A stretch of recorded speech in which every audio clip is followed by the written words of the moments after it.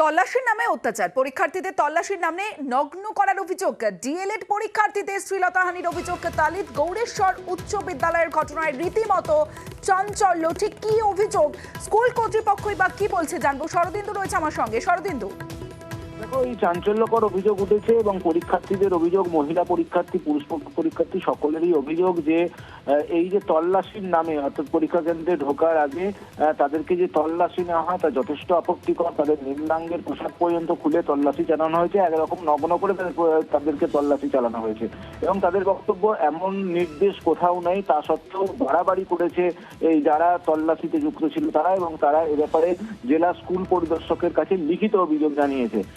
আমরা কথা বলেছিলাম প্রাথমিক শিক্ষা সংসদের সভাপতির সঙ্গে, তিনিও বলেছেন যে এই ধরনের ঘটনা কখনোই কাঙ্ক্ষিত নয়।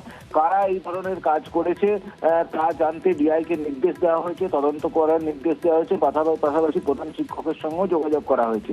যদিও স্কুল কর্তৃপক্ষ জানিয়েছে যে এই তল্লাশিতে তাদের কেউ যুক্ত নয়, তারা শিক্ষকরা পরীক্ষা নিয়েছিলেন, কিন্তু এই তল্লাশির সঙ্গে যুক্ত ছিল রাজ্য প্রাথমিক শিক্ষা দপ্তরের কর্মীরা, তাই প্রাথমিক শিক্ষা দপ্তরই এই বিষয়ে বলতে পারবে।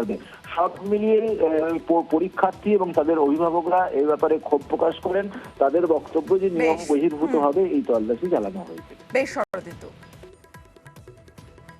ওয়েস্ট বেঙ্গল প্রাইমারি বোর্ড যারা অ্যাপয়েন্টমেন্ট দিয়েছেন তাদের সঙ্গে কথা বলা আমার মনে হয় সবচেয়ে যুক্তিযুক্ত হবে।